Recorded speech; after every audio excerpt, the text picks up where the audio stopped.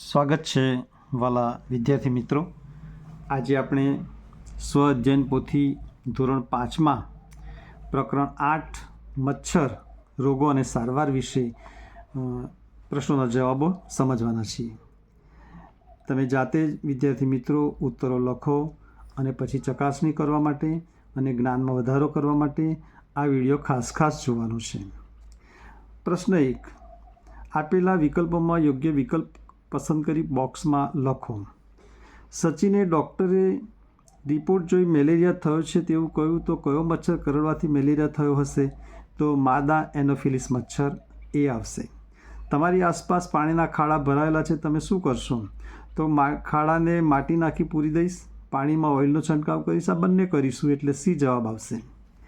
ત્યાર પછી પ્રશ્ન નંબર 3 જે છે એ શરીરમાં હિમોગ્લોબિનનું પ્રમાણ ઓછું હોય તો કેવો ખોરાક લેવો જોઈએ? તો ગોળ પણ ખાવું જોઈએ, આમળા અને બીટ પણ ખાવા જોઈએ, લીલા પાંદડાવાળા શાકભાજી પણ આપણે ખાવા જોઈએ। એ રીતે આપેલા તમામ એનો જવાબ થશે। મિત્રો, અહીંયા એક રિપોર્ટ કાર્ડ આપ્યો છે જેમાં પ્રશ્નોના જવાબો આપવાના છે। રિપોર્ટ કાર્ડ 1 અને રિપોર્ટ કાર્ડ 2 એમાં તમે જોશો તો એનું નામ આપેલું છે, ઉંમર આપી છે, પુરુષ સ્ત્રી છે, રોગની ઓળખ અહીંયા આપેલી છે અને કેટલીક વિગતો આપી છે। એના આધારે તમારે પ્રશ્નોના જવાબો આપવાના છે। તો મિત્રો, અહીંયા આપણે રિપોર્ટ કાર્ડ 2માં મેલેરિયાના જંતુઓની હાજરી જણાય છે તો રોગના ચિહ્નો કયા છે? તો ઠંડી અને ધ્રુજારી સાથે તાવ આવશે।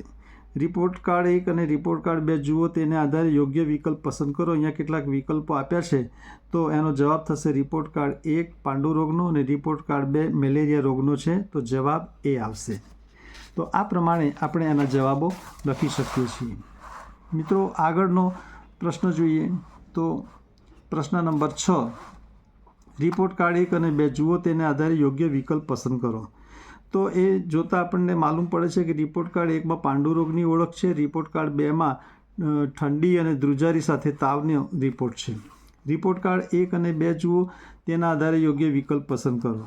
તો રિપોર્ટ કાર્ડ 1ની અંદર હિમોગ્લોબિન ઓછું છે અને રિપોર્ટ કાર્ડ 2માં એનોફિલિસ મચ્છર કરડવાથી થતો રોગ છે, એની માહિતી છે, તો સી એનો જવાબ થશે। એ અને બી બંને આવે છે। ત્યાર પછી પ્રશ્ન નંબર 8 જે છે એ જોઈએ તો અહીંયા 2 રિપોર્ટ કાર્ડ આપેલા છે। 2 રિપોર્ટ કાર્ડમાંથી કયા રિપોર્ટ કાર્ડમાં આરતીના શરીરમાં હિમોગ્લોબિનનું પ્રમાણ યોગ્ય છે? તો 2 રિપોર્ટ આપેલા છે। અહીંયા તમે અહીંયા આરતીનો છે અને આ રીતે રિપોર્ટ કાર્ડ 1 અને 2, તો અહીંયા આપણે શું જવાબ થશે કે ભાઈ 2 રિપોર્ટ આપેલા છે, એમાંથી આરતીના શરીરમાં હિમોગ્લોબિનનું પ્રમાણ યોગ્ય છે, તો રિપોર્ટ કાર્ડ 2ની અંદર હિમોગ્લોબિનનું પ્રમાણ યોગ્ય છે, એ રીતે દર્શાવીશું। ત્યાર પછી પ્રશ્ન નંબર 2 જે છે જોઈએ તો પાંડુ રોગ અને મેલેરિયા રોગને લગતી વિગતો ભેગી થઈ ગઈ છે। અહીંયા જે પાંડુ રોગને લગતું હોય તેમાં કેસરી રંગ અને મેલેરિયા રંગ હોય એમાં કાળો રંગ પૂરો। તો મિત્રો, અહીંયા જે કેસરી રંગ છે અને કાળો રંગ છે, બંનેની તમે સમજો કે પાંડુ રોગ એ કેસરી રંગ છે અને મેલેરિયા એ બ્લેક રંગ છે। તો અહીંયા જે આપ્યું છે હિમોગ્લોબિનનું પ્રમાણ ઘટી જવું એટલે એ પાંડુ રોગ છે। ડૉક્ટર દ્વારા ગોળ અને આમળા ખાવાની સલાહ આપી તે પાંડુ રોગ છે।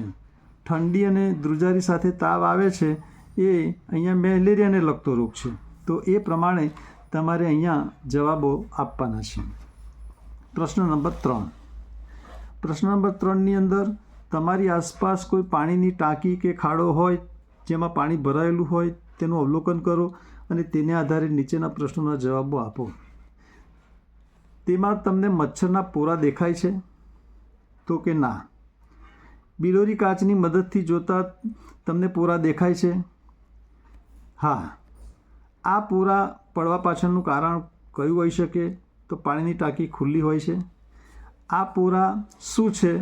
તો આ પોરા એ મચ્છરના બચ્ચા છે અને તે મચ્છર જેવડા દેખાતા નથી।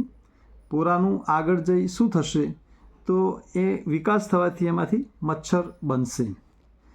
પોરા પાણીમાં કેવી રીતે આવ્યા? તો પોરા બનવાનું કારણ મચ્છરો એ પાણીમાં ઈંડા મૂક્યા એ એનું કારણ છે। પ્રશ્ન નંબર 4, પ્રશ્નોના જવાબો આપો। અહીંયા માખીઓ કઈ રીતે રોગો ફેલાવે છે?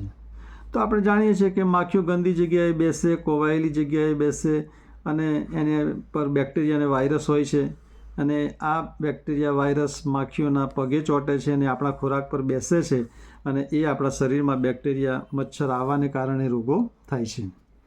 તમે ક્યારેક બિલોરી કાચનો ઉપયોગ કર્યો છે? તેનાથી શું જોયું? તો કે હા, આપણે ઘણીવાર બાળકો બિલોરી કાચનો ઉપયોગ કરતા જ હોય છે. ચોમાસામાં ખાબોચિયામાં પાણી ભરાયેલું એ બિલોરી કાચ વડે જોવામાં આવ્યું તો ભૂખરા રંગના કણો જોયા જે પોરા હતા.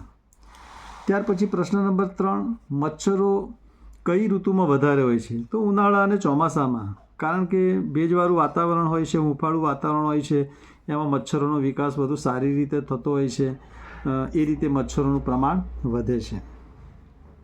પ્રશ્ન નંબર 4, તમારી આસપાસ મચ્છરનો ફેલાવો ના થાય તે માટે શું કરશો? તો સૌથી પહેલાં તો પાણી ભરાયેલા ખાડા માટીથી પૂરી દેવા પડશે. પક્ષીઓના કુંડામાં પાણી ભરાયેલું હોય, જૂના ટાયરોમાં પાણી ભરાયેલું હોય તો એને આપણે દૂર કરવું જોઈએ, જેમાં મચ્છરોનો વિકાસ થાય છે. પાણીની ટાંકી પણ સાફ કરવી જોઈએ. જ્યાં જ્યાં પાણી ભરાયેલું હોય ત્યાં જંતુનાશક દવાઓનો છંટકાવ આપણે કરવો જોઈએ. તો આ પ્રમાણે આપણે એના જવાબો આપી શકીએ છીએ. 5મો પ્રશ્ન, તમે જ્યાં લીલ જોઈ હોય તે સ્થળનું નામ લખો. લીલ ત્યાં કેમ થઈ હશે? તો આપણે ગામને પાદરે મહાદેવ છે, ત્યાં એક વખતે લીલ જોવામાં આવેલી. આવી રીતે તમને જ્યાં લીલ દેખાઈ હોય ત્યાં તમે આનો જવાબ લખી શકો. અને મંદિરની દિવાલો પર લીલ જોવા મળી છે. એ કેમ થઈ હશે? તો કે ત્યાં જે પાણીનો ભરાવો રહે છે, કુમળો સૂર્યપ્રકાશ હોય છે, અને એ લીલના વિકાસ માટે વાતાવરણ મળી રહે છે. તેથી મચ્છર દ્વારા રોગનો ફેલાવો થાય છે. આના વિશે તમારા વિચારો જણાવો. તો મચ્છર એ રોગનું વાહક છે. મચ્છરજન્ય રોગોથી વિશ્વમાં સૌથી વધુ મૃત્યુ થાય છે. આપણા સ્વચ્છતાનો અભાવ પણ, જ્યાં ત્યાં ગંદકી કરવાને કારણે આ રોગજન્ય મચ્છરો વધે છે, અને મચ્છરો એ જાહેર આરોગ્ય માટે બહુ જોખમકારક છે. મચ્છરોથી ડેન્ગ્યુ, મેલેરિયા, ચિકનગુનિયા આવા બધા રોગો થતા હોય છે. પ્રશ્ન નંબર 5 જોઈએ. તો પ્રશ્ન નંબર 5, નીચેની પરિસ્થિતિમાં તમે શું કરશો? તમારી આસપાસ પાણીથી ભરેલો એક ખાડો છે અને તેમાં પોરા પડેલા છે, તો તમે શું કરશો? તો કે અમારી આસપાસ પાણીથી ભરેલા ખાડાને માટીથી પૂરી દઈશું. પાણીથી ભરેલા ખાડામાં જંતુનાશક દવા કે કેરોસીનનો છંટકાવ કરીશું. તમારા શરીરમાં હિમોગ્લોબિનનું પ્રમાણ ઓછું છે તો તમે શું કરશો?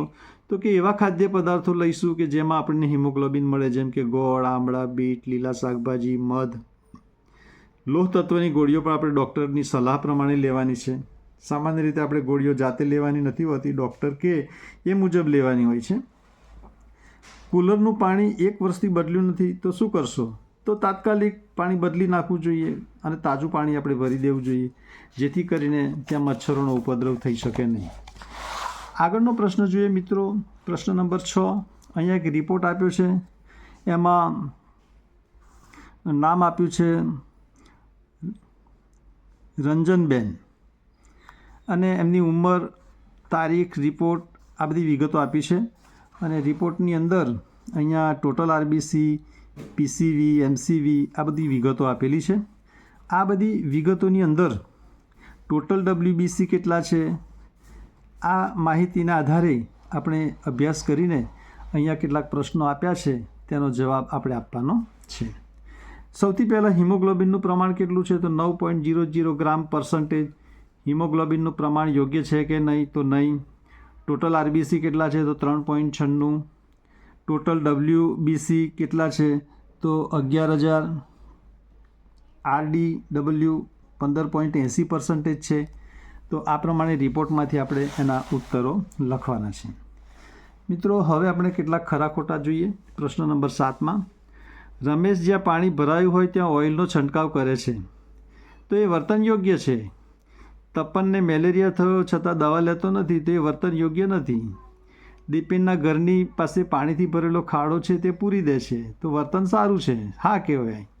જયેશ તેની પાણીની ટાંકી અને કુલરનું પાણી નિયમિત સાફ કરે છે, તો વર્તન સારું છે, એટલે હા. અનિલ લીલા પાંદડાવાળા શાકભાજી ખાતો નથી, તે વર્તન બરાબર નથી, કારણ કે લીલા પાંદડાવાળા શાકભાજી ખાવાથી આપણી તંદુરસ્તી વધે છે. પ્રશ્ન નંબર 8, વિધાનોને ખરું ખોટું છે તે દર્શાવો. બાળ મચ્છર એટલે પોરા, ખરું. મચ્છરોનો ફેલાવો નર એનોફિલિસ મચ્છર કરે છે, ખોટું. લોહીની અંદર રહેલી વિગતો જોવા માટે સૂક્ષ્મદર્શક યંત્રનો ઉપયોગ થાય છે, ખરું. શરીરમાં હિમોગ્લોબિનનું ઓછું હોય તો પાંડુરોગ કહેવાય, ખરું. મેલેરિયાના જંતુઓની શોધ રોનાલ્ડ રોસે કરી છે, સાચું. અહીંયા જોડકા જોડવાના છે મિત્રો. જોડકા જોડવા માટે શું કરીશું? તો મેલેરિયા એ માદા એનોફિલિસ મચ્છરથી થતો રોગ છે, પાંડુ રોગ હિમોગ્લોબિનથી, અને લીલ લપસી જવાય છે. બાળ મચ્છર એ પોરા કહેવામાં આવે છે. તો આ રીતે તમારે એના જવાબો આપવાના છે. ત્યાર પછી પ્રશ્ન નંબર 10 જોઈએ. તો આપેલી વિગતોને આધારે બોક્સમાં રોગનું નામ લખો. તો મિત્રો લીલા પાંદડાવાળા શાકભાજી ખાવાની સલાહ આપે, બીટ ખાવાની સલાહ આપે, હિમોગ્લોબિન ઓછું છે એવું આપણને ડૉક્ટર કહે, 12 થી 16 ગ્રામ પ્રતિ ડીએલ શરીરમાં હોવું જરૂરી છે. આવી જ્યારે વિગતો હોય ત્યારે પાંડુ રોગના બાબતો સાથે સંકળાયેલી છે. ત્યાર પછી આપણને ઠંડી, ધ્રુજારી સાથે તાવ આવતો હોય, મચ્છરદાનીનો ઉપયોગ કરવાનું આપણને કહેવામાં આવે, માદા એનોફિલિસ મચ્છર કરડ્યા હોય, પાણી ભરાયું હોય ત્યાં ઓઇલનો છંટકાવ કરવો. આવી જ્યારે માહિતીઓ હોય ત્યારે એ બધી માહિતીઓ મેલેરિયા રોગ સાથે સંકળાયેલી છે. તો આ પ્રમાણે મિત્રો આ સ્વાધ્યાયનું સોલ્યુશન તમને મળી ગયું હશે. શાંતિથી તમે આનો અભ્યાસ કરો. વિડીયો ગમ્યો હોય તો લાઈક કરો, શેર કરો, સબસ્ક્રાઈબ કરો. Thank you very much.